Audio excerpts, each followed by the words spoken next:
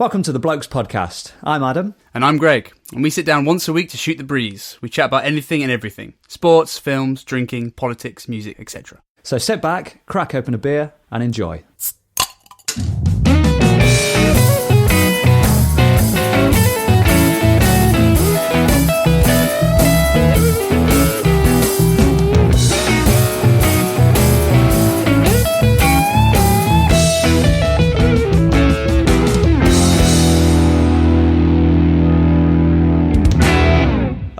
Hello! How's it going, guys? Gents. Yeah. We've got another guest with us. As you might be able to hear. So it's not just me and Adam tonight. It's we've also got one of our good friends, George, joining us. Oh, lads, pleasure. Thank you for having me on. Oh, mate. I mean, listen, you and the podcast go way back. Right, you've been a fan from the start, the original super fan, I reckon. Yeah. Like, you picked everybody else to the post, and it's an absolute pleasure to have you on, mate. Chatting a whole load of rubbish for a little over an hour. Like, it's going to be great. One of the super original groupies, man. From the start. Yeah, it's it. Every episode, when it comes out, I'm on it. I'm that one mystery listener that gets the numbers up. That's it. Thank God you're here, mate. That big one level. Yeah. I actually broke the news to my friends from home, like our school friends, me, Greg, from Hampshire, and broke the news to them about the Blokes podcast. So not only a follower, but also he's a trailblazer, mate. Exactly, yeah, mate. He's breaking it into different territories. Yeah, We've been heard from Southampton to Bristol because of this man. All the counties of the southeast and southwest of England. That gigantic reach of the Blokes podcast, where all blokes live, as long as it's in the southwest or the southeast of England. that's it. Spreading the love, spreading it. Yeah, Yeah, good big man, time, mate. good man. It's great to have you, and I can see you're already on the liquid sustenance. What are you drinking tonight, George?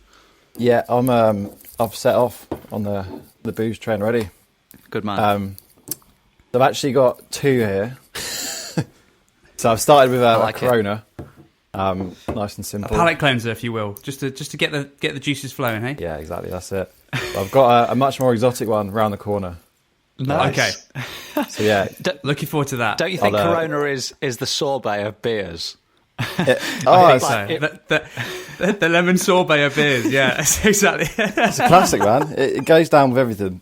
I love it. Big time. Yeah, But I did notice something, and we've spoken about this before, and I need to pull you up on it, mate. Who, me? I need you to hold the bottle up to the camera.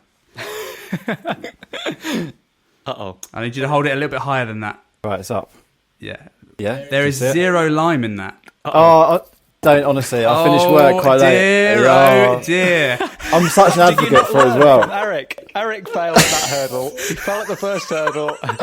He was in lockdown, like mighty lockdown in snowbound Wales, though, wasn't he? Like, what excuse do you have, George? I've got none. We even got lemon and lime in the fridge. I've got no excuse. Pure laziness. Well, at least you admit it. That's good. I'll tell you why, though. Why I've brought the fruit down on this one, because we're in for an exotic treat around the corner. Ooh. My second beer that I've got lined up. I get it. I'll just go straight into it. Makes up for it. It's a Clockwork Tangerine. Brewdog. Oh, there we go. That is a fruity tipple. All right, so you're trying on purpose. You're downplaying the fruit of the Corona so that you're not overloading yourself on the next beer. Yeah, let's use that one. You're playing the long game. Let's use that one. You're playing the long game, mate, and I can't fault you for it. Yeah, man, you don't want too many vitamins. You never want too many, all right? So take it easy. That's brilliant. That's the thinking man's drinking sesh. I like it. Mm. Yeah, well, the thing is, I do too. so being an avid listener, the way you two describe drinking a beer, I've never seen anything like it, to be honest. I think that's what most people think, really. I've never I love it. like this rubbish. Some of the adjectives, some of the descriptions. Honestly, I was doing dry Jan a few weeks back.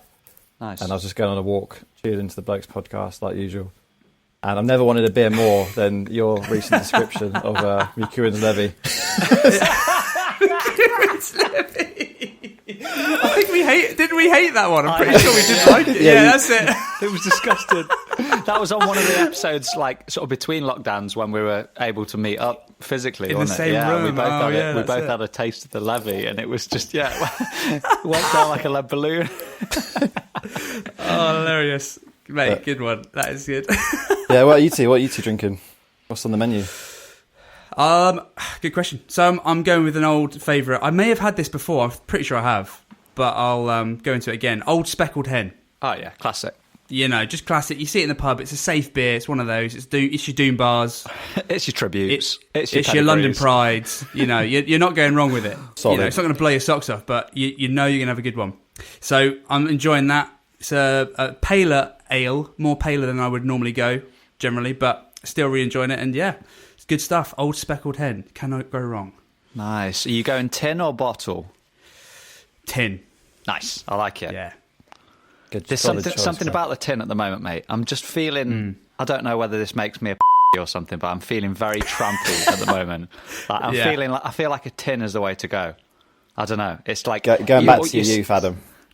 Say again. Going back to the good old days. Yeah, big time. I mean, like they're always cheaper than bottles, right? You're just saving. You're saving on weight. It's lighter to carry it back to your house. Like, what's not to like? Yeah. Especially if it's got a widget in. Jobs are good. Yeah. God. Yeah, no, just drinking straight from the tin, straight from the source. Yeah. On a street corner with your mates.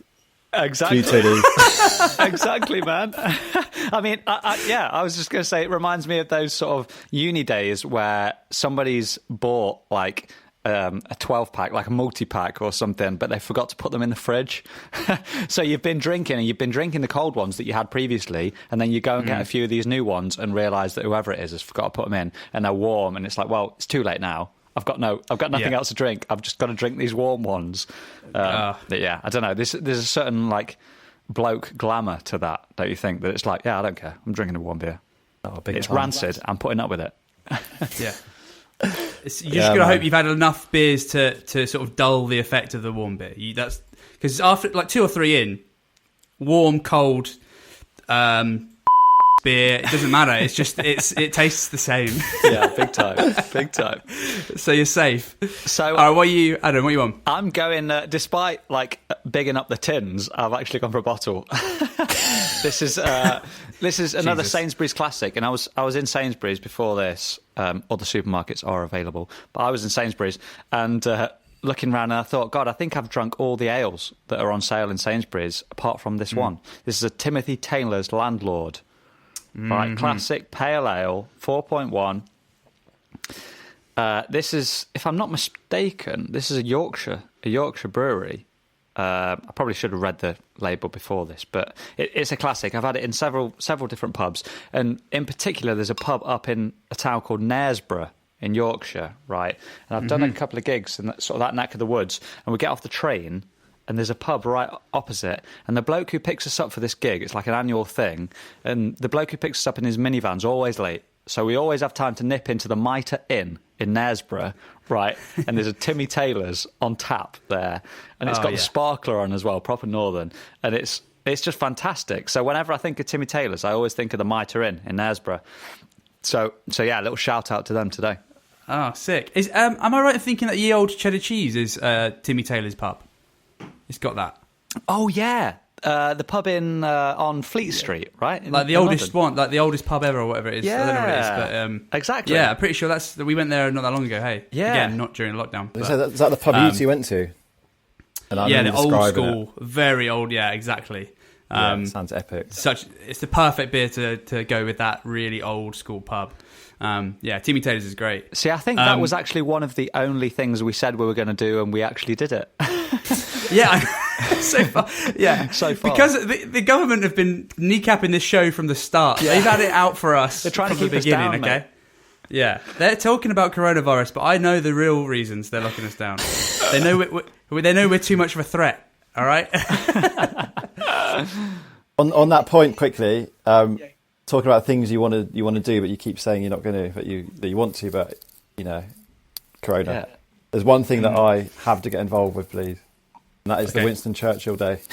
Oh yes, mate. George, of course. It's cracking me up. More than merry. The thought of just maybe maybe crashing at one of our houses the night before, waking up, dressing gown, first cigar. We get the risk board out. We contemplate our military moves in the morning, and then we have our first carafe of champagne and half a Churchill cigar. That's mate, 100% in with you, 100%. I mean, you sold it to me, but then as soon as you mentioned risk, that was it. I get this in the diary. I thought you'd be up with that. Yeah. Are you a big board game fan then, George? Not massively, to be honest. Just usuals. Uno, Monopoly. Does Uno count? Uno, Monopoly. But then we all the big hits, Yeah. But growing up, when me and Greg was 15, 14, 15, 16, most people were out kind of 18. Getting their first cans down the local park. But me, Greg, and our bunch of mates would literally play Risk 3 times a week. Like. Oh, Jesus. Whoa. 3 times a week's a bit much, mate. Twice. Come on, Greg. The numbers were high, and I loved it. Yeah, they were pretty high. I mean, doesn't it last about 10 hours? So that's at least 20 hours a week you've been playing Risk. It's far too much, mate. It's too much, but I feel like it shaped us. Okay, man, it was good times. Quick straw poll. What's your favourite board game? Just a quick one. Go for it, Greg. I'd have to say Risk. I think me and George are going to have the same answer here, but I'm going to say Risk for sure. Really? Okay. Yeah. George, what are you saying? Well, I'd say Risk when it's like with my mates. If I went and played Risk with my family, I don't think it'd have the same amount of chaos. Yeah, that's true. So I think Risk with like the boys. Risk with the boys. Risk with the boys. Risk night, yeah. Yeah, but Monopoly just probably on the table. Let's get it out. Let's have a game of Monopoly. Yeah. Universal. That's a good shout, actually. How about you? I was torn. Yeah, I was thinking about Monopoly. I mean, it's the quickest way to destroy a family, though, isn't it? It's just a nightmare. There's always a couple of people that are really good at it and just ruthless and just kneecapping everybody else. I like to say that I'm one of those people, so nobody likes to play with me. So I just sort of play. I do my best for about 10 minutes, and then I'm just whooping everybody. But I'm quite old school. I like the old games. I like I don't know whether you can call it a board game, but I like backgammon. That's my thing at the moment. I'm massively into backgammon, and the missus got me a nice little sort of leather backgammon travel set because, well, assuming we're back in normal times, I used to do quite a lot of travelling. So this little travel leather backgammon set is like an absolute beauty. And I got into this, and everyone I've started playing with doesn't know how to play it. It's such an old-fashioned game that I'm on my own, basically. So I'm trying to teach everybody. So, boys, if you want to brush up on your backgammon skills, I'm sure Churchill would have played backgammon, right? So there's definitely room for a couple of games. The only problem is it's only a one-on-one game, so we'll have to have a little tournament. Okay. Something like that. Yeah, the other one can observe and do the social commentary over the top. Yeah. Commentator. Yeah. Backgammon commentator. Like Motson. Yeah. They're all good shouts. I think there's some memories I have attached to Risk, which is why I've picked it. And it's, George knew this one really well, but I actually made one of my friends cry. Brilliant. Now, bear in mind, we're basically 16 at the time when we're playing this, so we're old enough that we shouldn't be crying at board games. It wasn't George, was it? Thanks. Not on this occasion. Not on this occasion. We shan't name the person. We'll call them Mr. Green as a reference. Because that is his surname. Yeah. Effectively, we made some sort of South Africa, South America pact, non-aggression pact, and I was the first to instantly break it and destroy him out of the game. And yeah, it was just, I loved it because you'd make a deal with someone and then instantly backstab them, and it would just be hilarious. Anyway, this guy cried his eye. He started crying. Obviously, realised he's about to lose face in front of all the guys, and says, "Right, I need to go home." Walks out my living room and makes the wrong turn for the front door. And we all so his misty eyes have betrayed him because he's gone the wrong way, and we all stare at the door knowing he has to pass through again to see. Oh, and so good. We were just all stunned silence until we heard the front door shut, and we just, oh man, it was one of the funniest moments of my life. Anyway, I don't feel bad about it either. I'd do it again. But oh man, yeah. So Risk is definitely up there for me. It's just Oh, so good. Mate, that's absolutely incredible. I love it. I love it. I reckon, gentlemen, that deserves the first gavel down of the evening. How about it? Yes. Big time. Gavel down, boy. Love it. Yeah, so you can see, usually when people come on the podcast, George, they're usually surprised that we've got a real gavel.